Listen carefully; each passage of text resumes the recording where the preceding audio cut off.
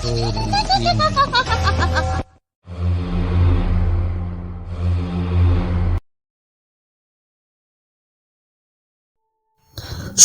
তখনও ওঠেনি, সবে পূর্ব দিক হালকা কমলা রঙের ছটা দেখা যাচ্ছে। এখনো কুয়াশা পুরোপুরি কাটেনি। দুজন গ্রামবাসী রাস্তা ধরে এগিয়ে চলেছে। তাড়াতাড়ি পা চালা, সূর্য পূর্ব আকাশে থাকতে থাকতে বাড়ি ফিরে আসতে হবে।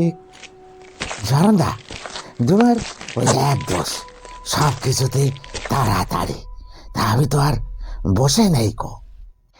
নিমাই, দেখ দেখ, দূরে যেন কেডা পড়ে রয়েছে, রাস্তার পাশে মনে হচ্ছে যেন। তাই তো মনে হচ্ছে গো দাদা। চলো চলো, কাছে গিয়ে দেখি কেডা। নিমাই ও চরণ তাড়াতাড়ি পা চালালো। এক প্রকার দৌড়ে তারা পড়ে থাকা ব্যক্তির কাছে পৌঁছালো।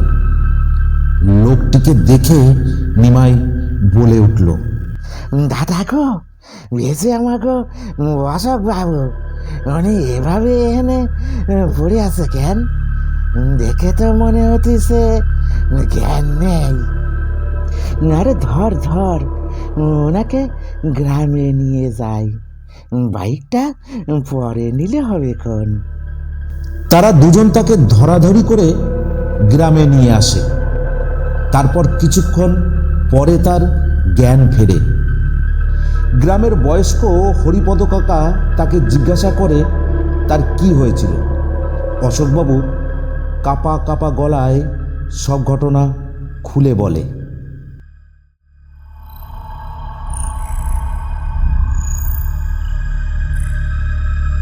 নমস্কার আমার প্রিয় শ্রোতা বন্ধুরা, সকলে কেমন আছেন? প্রতি শনিবারের ন্যায় আজও হাজির হলাম আপনাদের মাঝে গল্প শোনাতে। আর শুনবেন গ্রাম বাংলার আরও এক ভয়ঙ্কর ভূতের গল্প।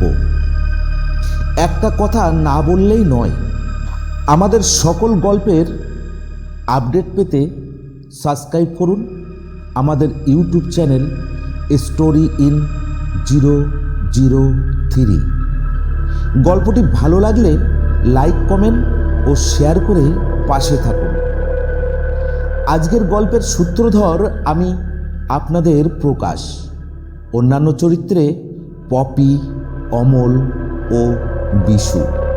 Poster design Titli.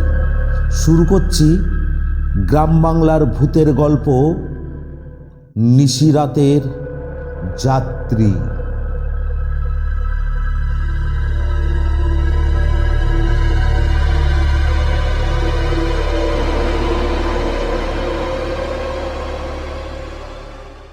শীতের শেষের দিকের রাত। গ্রামের চারপাশে তখন ঘন কুয়াশা নেমেছে। গার শিরশির করা ঠান্ডা বাতাস বইছে। আকাশে চাঁদ থাকলেও ঘন কুয়াশার পর্দার আড়ালে সে প্রায় লুকিয়ে আছে। দূরে বাঁশবাগানের ভেতর থেকে মাঝে মাঝে শেয়ালের ডাক ভেসে আসছে, আর তার সঙ্গে কান ফাটানো ঝেঁঝি পোকার চিৎকার। রাত তখন প্রায় 1:30। গ্রামের কাঁচা রাস্তা ধরে মোটর বাইক চালিয়ে ফিরছিলেন অশোকবাবু। অশোকবাবুর বয়স প্রায় 50-এর কাছাকাছি। স্বভাবে ভীষণ শান্ত এবং পরোপকারী মানুষ তিনি।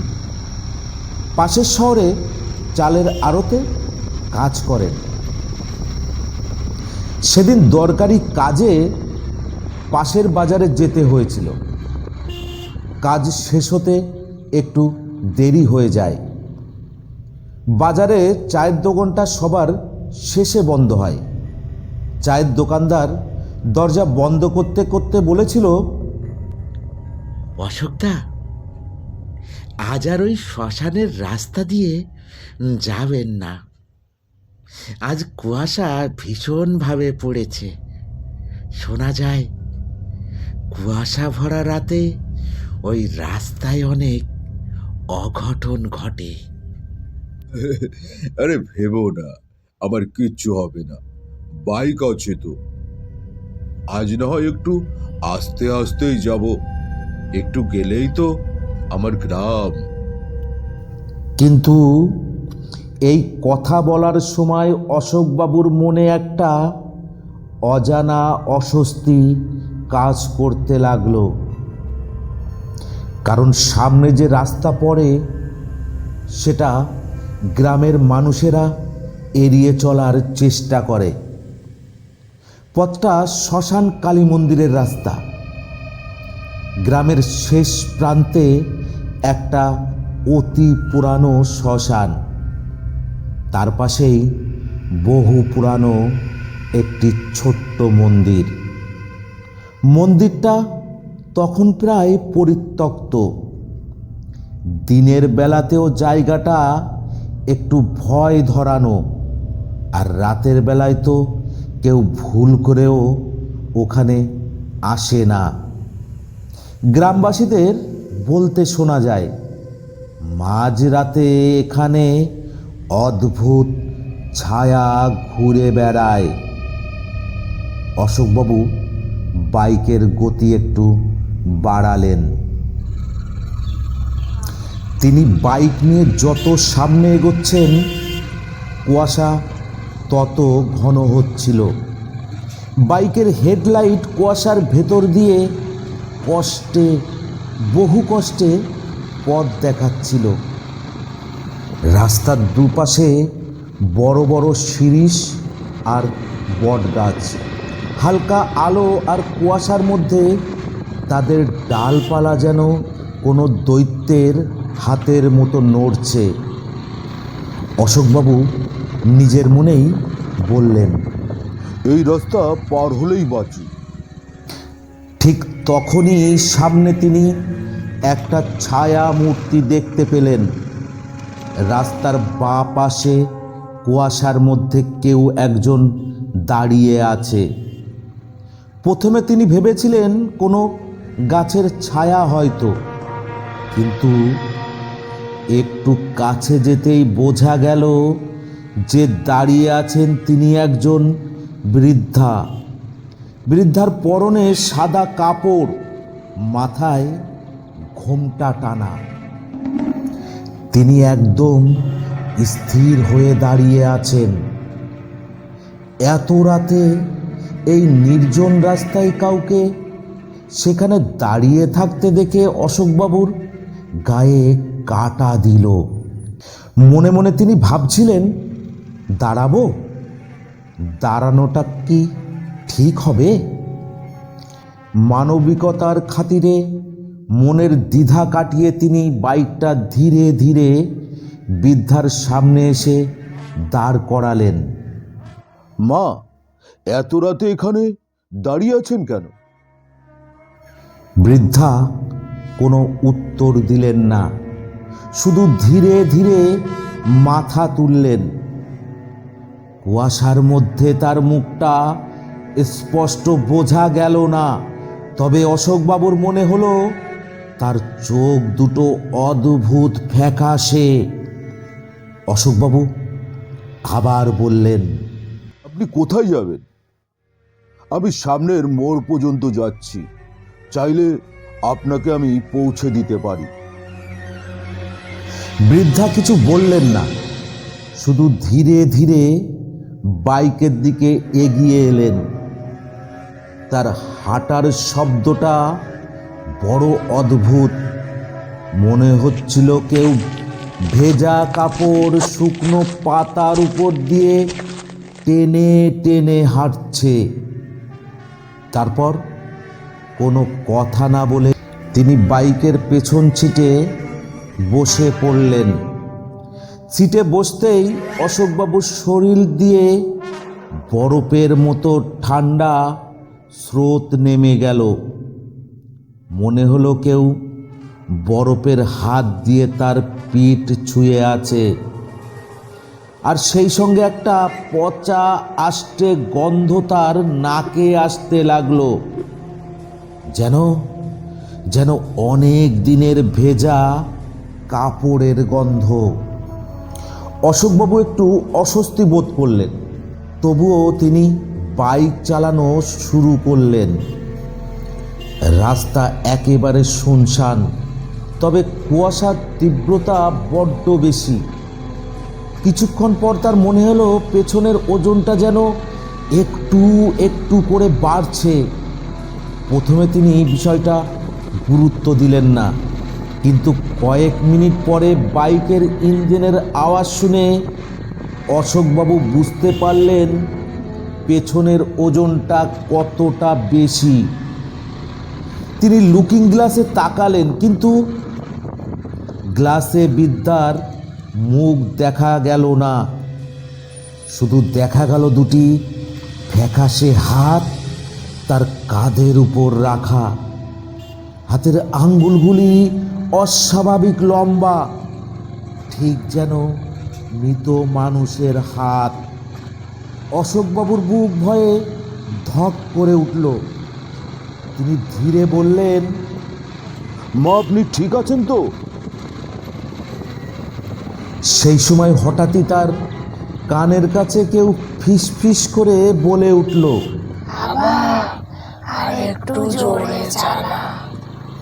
অশোকবাবু কেঁপে উঠলেন। এই কণ্ঠস্বর কোনো জীবিত মানুষের হতে পারে না। কণ্ঠস্বরটা কর্কশ আর ফিসফিসে এবং ভয়ঙ্কর, যেন কোনো শুকনো গলায় কথা বলছেন বৃদ্ধা। আবার ফিসফিস করে তিনি বললেন, আমার অনেক দেরি হয়ে যাচ্ছে। অশোকবাবুর হাত কাঁপতে শুরু করল। তিনি আবার জিজ্ঞাসা করলেন, আপনি কোথায় নামবেন? এইবার বৃদ্ধা ধীরে আস্তে ফিসফিস করে, শ্মশানের মোড়ে। এই কথা শুনেই ভয়ে অশোকবাবুর শরীরের সকল পশম খাড়া হয়ে গেল, কারণ তারা ঠিক সেই দিকেই যাচ্ছিল। হঠাৎ তিনি অনুভব করলেন পেছনের হাত দুটো যেন তার কাঁধ চেপে ধরেছে। চাপটা এত শক্ত যে তার মনে হচ্ছিল কাঁধের হাড় ভেঙে যাবে। বাইক যেন আর এগোতে চাইছে না। কুয়াশার মধ্যে সামনে দেখা গেল শ্মশানের মোড়। মোড়টার পাশে একটা পুরনো বটগাছ দাঁড়িয়ে আছে। গাছটার নিচে কয়েকটা ভাঙা চিতা পড়ে আছে। অশোকবাবু ভয়ে কাঁপতে কাঁপতে বাইক থামালেন। তারপর আস্তে আস্তে বললেন, আপনার জায়গায় এসে গেছে, নেমে পড়ুন। কোনো উত্তর নেই। অশোকবাবু পেছনে তাকালেন, আর সেই মুহূর্তে তার বুকের হৃদযন্ত্র যেন থেমে গেল। তিনি দেখলেন পেছনের সিটে কেউ নেই, বাইকটা খালি, এমনকি আশেপাশেও কাউকে দেখা গেল না। কেউ কোথাও নেই। সেই বৃদ্ধা যেন কোথায় চোখের নিমিষে হাওয়ায় মিলিয়ে গেছে, কিন্তু বাইকের সিটটা ভিজে গেছে, যেন কেউ ভেজা কাপড় নিয়ে এখানে বসেছিল। আর সেই আষ্টে গন্ধটা ভীষণ তীব্র হয়ে তার নাকে লাগছে। হঠাৎ বটগাছের দিক থেকে একটা শব্দ ভেসে এলো, কেউ যেন শুকনো গলায় হাসছে।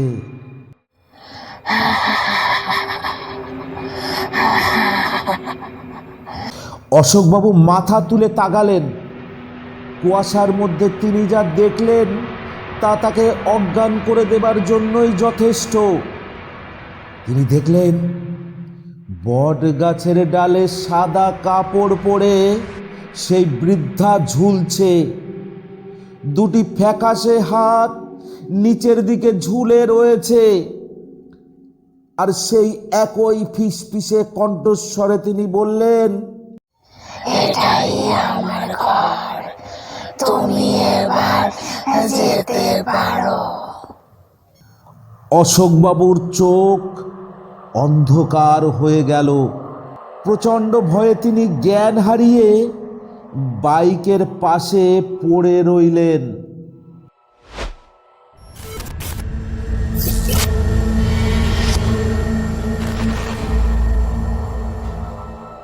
সব শোনার পর ওই বৃদ্ধ গ্রামবাসী হরিপদ কাকা বললেন, তুমি ভাগ্যবান অশোক, খুব ভাগ্যবান। কেন কাকা, এ কথা বলছেন কেন? ওই রাস্তার শ্মশানের কাছে বহু বছর আগে এক বৃদ্ধা মারা গিয়েছিল। তার আপন বলে কেউ ছিল না, কেউ তার সৎকার করেনি। তারপর অনেকেই বলে মাঝরাতে সাদা কাপড় পরে এক বৃদ্ধা রাস্তার পাশে দাঁড়িয়ে থাকে। কারো কারো আবার বাইকেও সে চেপে বসে। ওখানে উপস্থিত সকলেই ভয়ে ভয়ে হরিপদ কাকার কথা শুনছিলেন, আর অশোকবাবু তো ভয়ে ঠক ঠক করে কাঁপতে লাগলেন।